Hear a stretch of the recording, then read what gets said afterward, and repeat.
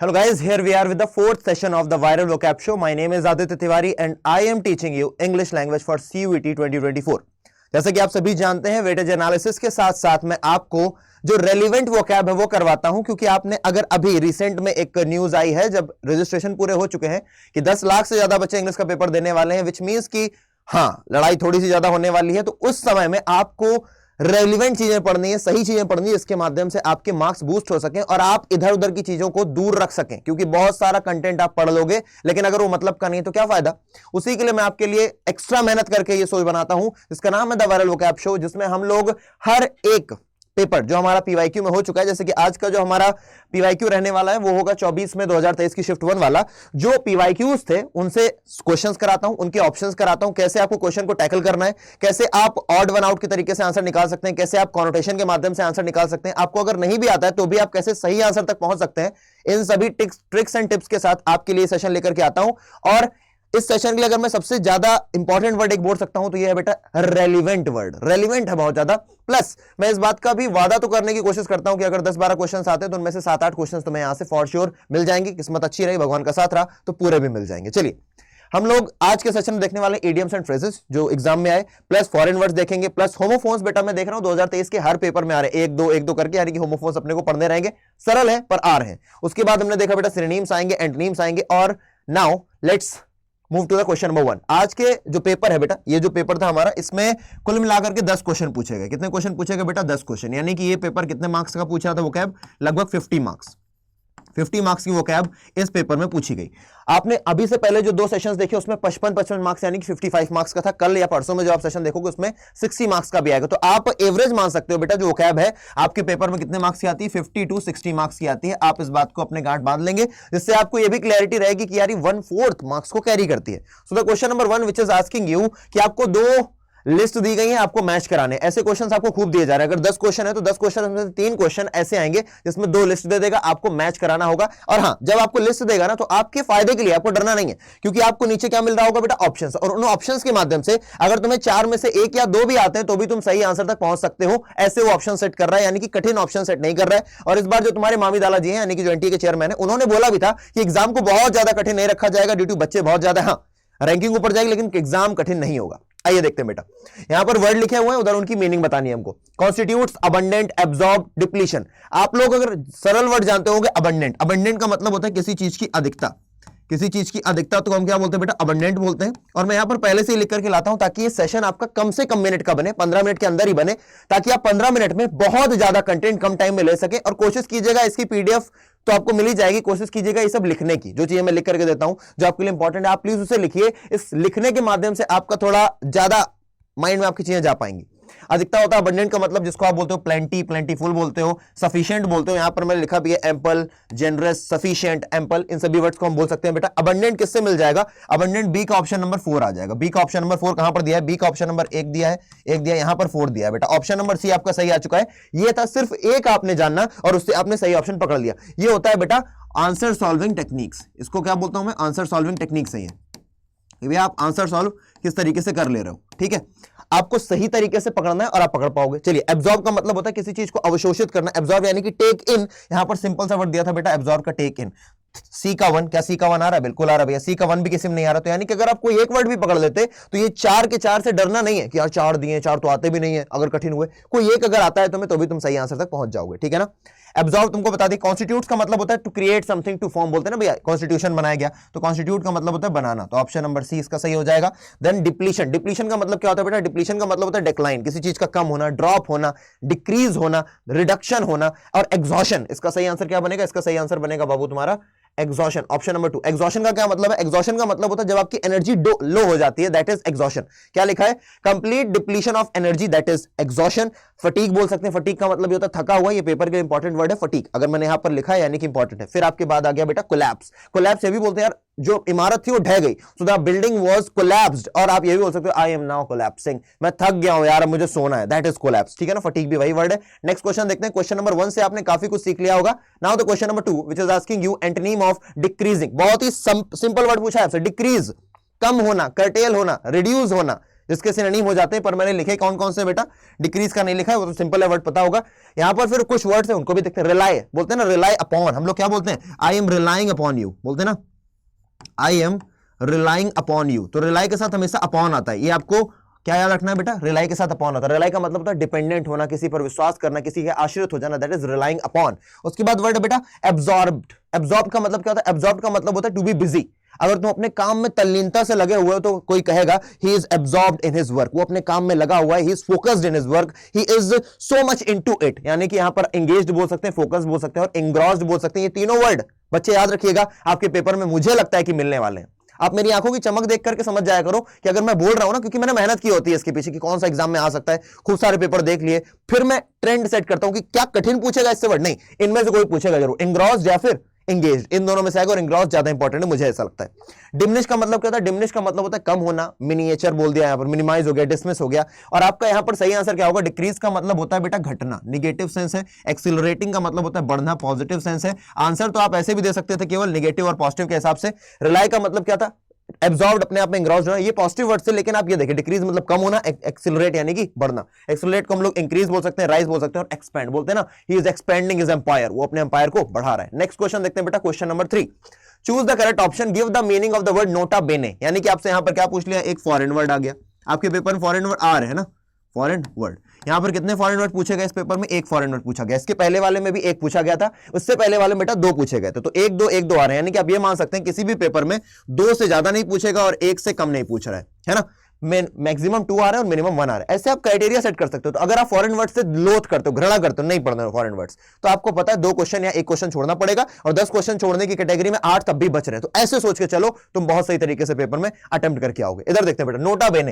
NOTA बेने में ही NOTA दिख रहा है ना तुमको, नोट, किसी चीज को टू नोट वेल है ना, to take note, that is nota bene. Option number D is absolutely correct. किसी चीज का नोट बना लेना। ये वर्ड कहां से आया बेटा, ये लैटिन वर्ड है आपका। कैसा वर्ड है ये, एक लैटिन ओरिजिन का वर्ड है जो हम लोग यूज कर रहे हैं, नोटा बेने है ना। किसी चीज का नोट बना, कैसे याद करोगे, नोटा बेने, नोट बना, नोट बना, ऐसे याद रखना, नोट बना, चल मैं पढ़ा रहा हूं, नोट बना, तो नोट बना यानी कि टेक नोट, याद रख लोगे इस तरीके से। नेक्स्ट क्वेश्चन, हालांकि इस बात की कोई गारंटी नहीं है कि आपके पेपर में आएगा, ठीक है ना। नोटा बेने हालांकि रिपीट होते हैं, लेकिन तब भी जैसे कि विव ला फ्रांस पिछली बार बहुत बार रिपीट हुआ, कम से कम 3-4 पेपर में आया, तो नोटा बेने भी आ ही सकता है। मुझे लगता है कम इसकी प्रोबेबिलिटी है, क्योंकि बहुत ज्यादा वैसा वर्ड नहीं है, लेकिन तब भी आप याद रखेंगे नोटा बेने यानी नोट बना।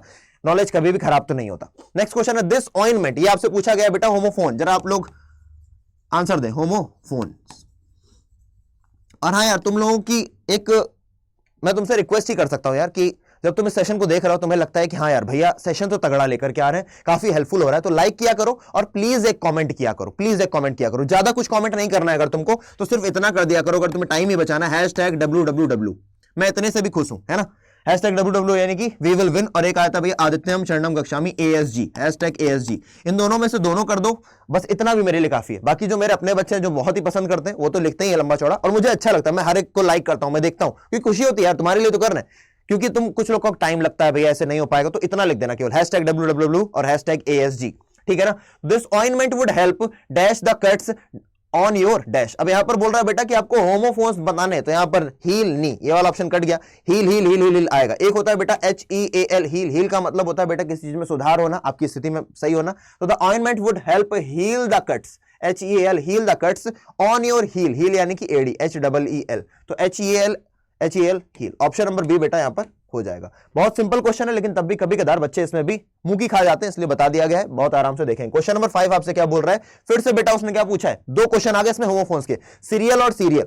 बेटा ये जो सीरियल होता है, इसको हम बोलते हैं वो चीजें जो किससे बनी होती है, जो वीट से बनी होती है, बार्ले से बनी होती है ना, धान से। तुम नहीं देखते सुबह हम लोग सीरियल खाते हैं, दूध में डाल करके उसको चीनी वीनी मिला करके बच्चों को खिलाया जाता था, जैसे ओट्स आते हैं, उसी तरीके का सीरियल बोलते हैं। सीरियल यानी कि ब्रेकफास्ट फूड हो गया, ठीक है। ऑप्शन नंबर बी में नहीं बोल रहा उसको, सीरियल यानी कि ब्रेकफास्ट फूड हो गया, डी भी गलत। ए और सी में आप देख लेते हैं बेटा, सीरियल का मतलब ग्रेल बिल्कुल नहीं होता है, सीरियल का मतलब होता है सीक्वेंशियल यानी कि क्रम से। तो आपका ऑप्शन नंबर ए क्या हो जाएगा, बिल्कुल सही हो जाएगा, ठीक है ना, ऑप्शन नंबर ए सही हो जाएगा। होमोफोन्स पर ध्यान देते चलेंगे, होमोफोन्स पर इवन एक मैं क्लास भी लूंगा, फ्रेजल वर्ब्स होमोफोन्स पर एक क्लास लेंगे जो टेंटेटिव होंगे। अभी तो आप इसको देख ही रहो, एक में बेटा एंटोनिम सिनोनिम देख लेंगे, एक क्लास में 1-2 घंटे की, एक क्लास में हम लोग देख लेंगे सारे के सारे फ्रेजल वर्ब, एक क्लास में देख लेंगे बेटा होमोफोन्स, एक क्लास में फॉरेन वर्ड्स, ऐसे करके 3-4 क्लासेस में सब कुछ एक्यूमुलेट करके पढ़ा दूंगा। लेकिन ये क्लासेस इसलिए देखना जरूरी है क्योंकि इसमें आप क्वेश्चन को कैसे अटेम्प्ट करना है ये देखते हो, प्लस रेलिवेंट वोकैबुलरी क्या है वो जान पाते हो, ठीक है ना। आइए यहां पर बोल रहा है भैया इडियम्स दिए गए, उनका आप आंसर बताइए। To give a person a cold shoulder, अब कोई तुमसे बात कर रहा है, तुम मैं ना बात करता हूं। कोल्ड शोल्डर यानी किसी को इग्नोर करना, कोल्ड शोल्डर देना यानी कि किसी को इग्नोर करना। तो आपका इसका सही आंसर क्या हो जाएगा? टू शो नो इंटरेस्ट, है ना, इग्नोर करना, इंटरेस्ट ना दिखाना। तो ए का 3, ए का 3 यहां पर भी, ए का 3 यहां पर भी, यानी कि ये वाला ऑप्शन कट गया, ये वाला ऑप्शन भी कट गया। 50-50 का चांस यहां पर आपका खड़ा हो गया। To rip up old scores, scores नहीं बेटा सोर्स होगा यहां पर, SORES। रिप अप का मतलब होता है किसी चीज को वायलेंटली चीरना फाड़ना। तुम देखते हो ना भैया, जो जानवर होते हैं, शेर होता है, लकड़बग्घे होते हैं, वो जाकर के किसी प्रे को, प्रे यानी कि क्या होता है, शिकार को ऐसे करते हैं ना, यानी कि रिप अप करना, पूरी तरीके से चीरना फाड़ना। और सोर का मतलब क्या है? सोर का मतलब है जो तुम्हारी दुखती, कहीं पर तुम्हें अगर मवाद है, पस है, उसको बोलते हैं सोर। तो अगर तुम किसी जगह नोच रहे हो, फाड़ रहे हो, तो that is ripping up your source, यानी कि अपनी पुरानी किसी लड़ाई को लेकर के आना। तो ऑप्शन नंबर डी इसका सही हो जाएगा। तो बी का 4, बी का 4 कहां पर है? बी का 4 यहां पर है आपका, option number A absolutely correct, और बी भी आपका गलत हो जाएगा। आगे देखते हैं बेटा, टू प्लो द सैंड्स। बेटा तुम जरा सोचो, अगर तुम रेत में जाकर के हल चलाओगे तो क्या कोई फायदा होगा? रेत में जाकर के हल चलाने से कुछ नहीं मिलेगा। तो इसको तुम तो नॉर्मली रिलेट करके आंसर दे दोगे कि भैया अगर रेत में हल चला रहे हैं तो भैया कोई भी ऐसा काम नहीं है, हम कोई ऐसा काम करने की कोशिश कर रहे हैं जो इम्पॉसिबल है। भैया खेत रेत में किसी भी स्थिति में क्या नहीं निकलेगा? धान नहीं निकलेगा, अनाज नहीं निकलेगा। To draw a line, draw a line का मतलब होता है किसी की लिमिट सेट करना। भाई बस इतना बहुत है, ज्यादा क्रॉस मत करो अपनी लाइन को। तो cross to fix a limit, तो ऑप्शन नंबर 2 इसका सही हो जाएगा। आई थिंक क्लियर है। नेक्स्ट क्वेश्चन देखते हैं। एंटोनिम बताना है हमको एंटागोनिज्म का। यहां पर एंटागोनिज्म का जो एंटा है या फिर एंटी है या फिर एंट है, इसका मतलब होता है अगेंस्ट। इसका मतलब क्या होता है? अगेंस्ट। ये एक रूट वर्ड हो गया। एंटागोनिज्म का मतलब होता है बेटा जो कैसा व्यक्ति होता है जो तुम्हारा घृणा करता है या विरोध की भावना रखता है, दैट इज एंटागोनिस्ट। और एंटागोनिज्म यानी कि ये भावना, ये जो फीलिंग है। एंटागोनिस्ट वो व्यक्ति है जो दूसरों को जाकर परेशान कर रहा है, दूसरों से घृणा करता है, दैट इज एंटागोनिस्ट। तो यहां पर एंटागोनिज्म का हमको उल्टा लाना है। अब देखो इसको सिनोनिम दे रखे हैं, पूछा है एंटोनिम और सिनोनिम दे रखे हैं। एनिमोसिटी का मतलब होता है किसी से दुश्मनी रखना, नेगेटिव वर्ड है बेटा। हॉस्टिलिटी का मतलब होता है किसी से निगेटिविटी, नेगेटिव वर्ड है। ये है हॉस्टिलिटी। और एक होता है हॉस्पिटैलिटी, एक वर्ड होता है हॉस्पिटैलिटी। हॉस्पिटैलिटी का मतलब होता है किसी का आदर सत्कार करना। ऐसे हॉस्पिटल में नहीं बहुत अच्छे से लेकर के जाते हैं, वैसे हॉस्पिटैलिटी ऐसे याद रख लोगे। हॉस्पिटैलिटी यानी कि किसी को फ्रेंडली वे में लेना। और हॉस्टिलिटी का मतलब होता है किसी से घृणा करना, किसी के साथ निगेटिव टर्म्स में रहना, इनिमिटी रखना, गुस्सा रखना। इनिमिटी का मतलब भी नेगेटिव वर्ड बेटा, किसी से शत्रुता होना। ऑप्शन नंबर ए बेटा कॉर्डियली, कॉर्डियली को बोल सकते हैं फ्रेंडली, कॉर्डियली को बोल सकते हैं एमिकेबली। यहां पर लिख भी देता हूं बेटा ऑप्शन नंबर ए के लिए और कौन से वर्ड्स हो सकते हैं। ऑप्शन नंबर ए को हम बोल सकते हैं फ्रेंडली, फ्रेंडली। दूसरा हम लोग बोल सकते हैं इसी को एमिएबली, एमिएबली। और क्या बोल सकते हैं बेटा? और इसको बोल सकते हैं एमिकेबली, एमिकेबली। याद रखना, ठीक है। नेक्स्ट देखते हैं क्वेश्चन नंबर 8। हमसे पूछ रहा है match the words in the list 1 with the list 2। Antonym बताने, आपको क्या बताना है? एंटोनिम। ये बोल रहा है आउटफ्लो। आउटफ्लो का मतलब होता है कभी कोई पैसा या फिर इंसान एक जगह से दूसरी जगह ट्रांसफर हो रहा है, दैट इज आउटफ्लो। तो आउटफ्लो का उल्टा क्या हो जाएगा? इनफ्लो दिया है कहीं पर, ये दिया बेटा इनफ्लो। तो ए का 4 कहां पर है? ये गलत हो गया, ये भी गलत हो गया। यहां पर ए का 4 है, यहां पर ए का 4 है। बी देख लेते हैं बेटा प्लेजेंट। प्लेजेंट का मतलब तो सुहावना, आनंदित। अनप्लेजेंट हो जाएगा। बहुत ही सिंपल है, ये बहुत ही ज्यादा सिंपल है, ये कोई गलत नहीं करता। अगर आपको मैं नहीं भी पढ़ाऊं तो भी आप इसको सही करोगे। बी का पहला, बी का पहला यहां पर आपको दिया है। बी का कहां दिया भाई? बी का पहला, प्लेजेंट का अनप्लेजेंट, बी का पहला। ओ भाई साहब ये क्या है? ये ऐसे ऑप्शन किसने बना दिए? पूछा क्या है इसने? एंटोनिम पूछा है ना, ठीक है। हम बनाते क्लोजिंग। क्लोजिंग का मतलब किसी चीज को बंद करना, ओपनिंग यानी कि खोलना। तो इसका दूसरा आएगा भाई साहब। क्लटर्ड का मतलब क्या होता है? क्लटर्ड का मतलब होता है जहां पर चीजें बहुत ज्यादा डिसऑर्डर में होती है, डिसएंगेज्ड होती है, मेस्ड अप होती हैं। इसके लिए एक इडियम होता है एट सिक्सेस एंड सेवेंसेस, जब चीजें बहुत उथल पुथल में रखी होती हैं। तो क्लटर्ड का उल्टा अनक्लटर्ड यानी कि बिल्कुल सही से रखा होना। तो इसका ऑप्शन बनेगा क्या बेटा? इसका ऑप्शन बनेगा ए का, बी, सी, डी।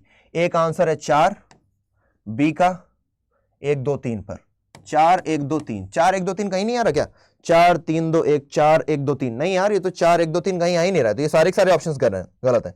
4 3 2 1 नहीं, 3 2 1 नहीं, गलत है। सब गलत, सब गलत, सब गलत, महागलत। आपको बताना क्या था? करस्पॉन्डिंग एंटोनिम्स बताने थे ना, तो इसका सही आंसर बनेगा 4 1 2 3, ठीक है ना। ये सारे के सारे ऑप्शन क्या है? गलत है।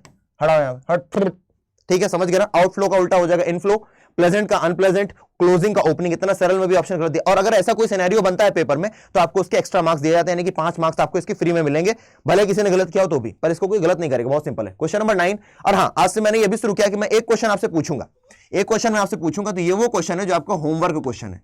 ये आपका HW है, ये फ्रेजल वर्ब का क्वेश्चन है, और ये आप लोग करके कमेंट सेक्शन में बताएंगे। और कल यानी कि कल की जो क्लास होगी, यानी कि जो वोकैब शो 5 होगा, जो वोकैब शो 5 होगा, उसमें मैं आपको इसका आंसर दे रहा हूं। तो आप लोग इसे सर्च कीजिएगा, नेल डाउन नेल इन, ताकि आपको इसमें पढ़ने को मिले। एक क्वेश्चन मैं आपको दे रहा हूं, उसका कमेंट सेक्शन में आंसर देना है। आपको बताना है सेशन कैसा लगा। अभी एक क्वेश्चन और बचा है, सेशन कैसा लगा, प्लस आपको बताना है कि इसका आंसर क्या होगा। और जो लोग बहुत ज्यादा काइयां हैं, जिनको लिखने में ज्यादा दिक्कत, तो सिर्फ www या ASG क्या लिख सकते हैं भैया, हैशटैग www। अगर तुम यहां पर 3000 लोग देख रहे हो तो मुझे चाहिए कि एटलीस्ट 3000 में से 2900 लोग लिखें ASG। सिर्फ बेटा चीजों को लो मत, दो भी अपनी तरफ से। अगर तुम एक 10-15 मिनट का सेशन देख सकते हो तो 5 मिनट के लिख भी सकते हो। उसके बाद आपका लास्ट वर्ड जो है वो हो जाता है match the words list 1 with the idioms of list 2। यहां पर इडियम्स आपको दिए गए। पहला आपका इडियम है बेटा पामी हैंड्स। पामी का मतलब क्या होता है? पामी का मतलब होता है व्हेन समथिंग इज वेरी जब चीजें बहुत अच्छी हो रही है उसको हम लोग पामी बोलते हैं। उसके बाद आ गया भैया अ स्टॉकिंग हॉर्स। अब यहां पर तुम्हें इतना पता है बेटा, लॉस्ट इन द क्लाउड्स, यानी कि आप कंफ्यूज हो, आप परप्लेक्स्ड हो, तो लॉस्ट इन द हाउस का मतलब, लॉस्ट इन द क्लाउड्स का मतलब क्या हो जाएगा? कंफ्यूज। ऑप्शन नंबर 3 का डी, सी डी कहां पर है? 3 का डी, ये आ गया 3 का डी। ऑप्शन नंबर 1 आपका सही हो जाएगा। आगे देख लेते हैं और भी, आगे देखते, ये आ गया रब वन द रॉन्ग वे। कभी कभी लोग सुनो भाई, भाई सुनो, तो जो लोग टच करके बार बार बात करते हैं, एनॉय होता है ना, चिड़चिड़ी मस्ती है ना, तो इसका हो जाएगा चौथे का बी भी दे रखा है, तो ऑप्शन नंबर ए इसका क्या है? एब्सोल्युटली करेक्ट है। और देखते हैं बेटा, यहां पर दे रहा है भैया पामी डेज का मतलब हा सब एकदम चंगा चल रहा है ना, प्रॉस्परस डेज है, बढ़िया पैसा वैसा आ रहा है, तो इसका ये हो जाएगा सी पार्ट। और फिर आ गया भैया a slacking house, slacking horse slack का मतलब क्या होता है? Stock, sorry stocking horse, sorry stock का मतलब क्या होता है? स्टॉक का मतलब होता है धीरे धीरे चलना, और दूसरा मतलब होता है किसी को फॉलो करना जिससे तुम्हारी लड़ाई चल रही है। कभी कभी रैकी करते हैं, तो स्टॉकिंग हॉर्स का मतलब होता है प्रिटेंड करना, है ना, प्रिटेंड। अब यहां पर प्रिटेंस की स्पेलिंग भी गलत है, सीई होगा। प्रिटेंड वर्ब होती है ना, किसी चीज को दिखाना, दिखावा करना, तो दैट इज प्रिटेंस। तो इसका सही हो जाएगा ऑप्शन नंबर ए। यहां पर ये सेशन खत्म होता है। मैं उन लोगों को बता दूं जो लोग अभी भी एम बैच में एनरोल नहीं करे हैं, तो वो लोग जाकर के कोड लगाएंगे S743 and they can enroll in the batch CUET 2024 M batch. या तो आप एम बैच में आइए या फिर आप एम प्लस बैच में आ सकते हैं। एम प्लस बैच में आपको क्या मिल जाएंगी बेटा? आपको PYP की किताबें भी आपके घर पर सेंड कर दी जाएंगी, और एम बैच में आपको PYP की किताबें नहीं मिलेंगी, सेशंस मिलेंगे, PYQs मिलेंगे, बहुत सारी चीजें और मिल रही होंगी। और हाँ, ये सारी उसकी भैया चीजें जो आपको मिल रही होंगी। और अगर अभी तक आपने एनरोल नहीं किया तो कर लो, 15 तारीख से क्लासेस स्टार्ट है। उसके बाद I would not be saying anything. अभी मैं बता देता हूं कैसे आप कनेक्ट कर सकते हो मुझसे। तो ये है मेरी ईमेल आईडी aditya.tiwari@adda247.com। कोई प्रॉब्लम, कोई समस्या, कोई परेशानी है, बैच लेना है, डिस्काउंट लेना है, कुछ भी है, मुझे बताओ इस ईमेल आईडी पर। और ये कोड मत भूलना, कोई भी कोर्स लेना है अड्डा 24/7 से, use this code S743। This code is for the maximum discount. और कैसे आपको इसे अप्लाई करना है वो भी मैं आपको सिखा देता हूं, and then we will say tata bye bye. आप लोग पहले तो फोन में अड्डा 24/7 का ऐप इंस्टॉल कर लो, और अगर ऐप नहीं है तो आप ऐसे जाओ, अड्डा 24/7 को गूगल पर सर्च करो, ऑल कोर्सेज के ऑप्शन पर जाना। ऑल कोर्सेज के ऑप्शन पर जाने के बाद आपको जाना है क्लास 12 पर। स्कूल क्लास 12 पर गए, CBSE क्लास बोर्ड खोला, और आपके सबसे ऊपर ये दिख रहा है बेटा साइंस डोमेन का क्रैश कोर्स, है ना। क्या लिख रहा है भैया? M CUET crash course science domain. ठीक है, साइंस डोमेन वालों के लिए हो जाएगा। और जो साइंस डोमेन के नहीं, प्रतिज्ञा 2.0 में लगा सकते हैं सेम कोड S743, वहां पर भी मैं आपको पढ़ा रहा हूं। ठीक है ना। आपने लिखा भैया बाय नाउ पर जाने के बाद आपने यहां पर कोड लगाया, क्या आप यहां पर कोड लगाओगे? S743 आपने कोड लगाया। अरे लग जाना बाबू, आप यहां पर कैसे कोड लगाओगे? S743 दिखाना पड़ता है ना तुमको कैसे कोड लगना है। और यहां पर जैसे आपने कोड लगाया, यू विल गेट द, अच्छा अभी 20% डिस्काउंट चल रहा है बेटा, आज लास्ट डे होगी, लेकिन फिर 18% हो जाएगा वापस से। तो use the code S743 and you will get the maximum discount. यहां पर ही मैं आप लोगों से लेता हूं अलविदा। मिलेंगे कल फिर से। www लिखना नहीं भूलना है, ASG लिखना नहीं भूलना है, क्वेश्चन नंबर 9 का आंसर बताना नहीं भूलना है। और अगर एम बैच में अभी तक नहीं आए हो तो जल्दी से आ जाओ, मिलकर के CUET फोड़ेंगे, भले ही कितने ज्यादा बच्चे क्यों ना हो। जय Hind, take care, bye bye.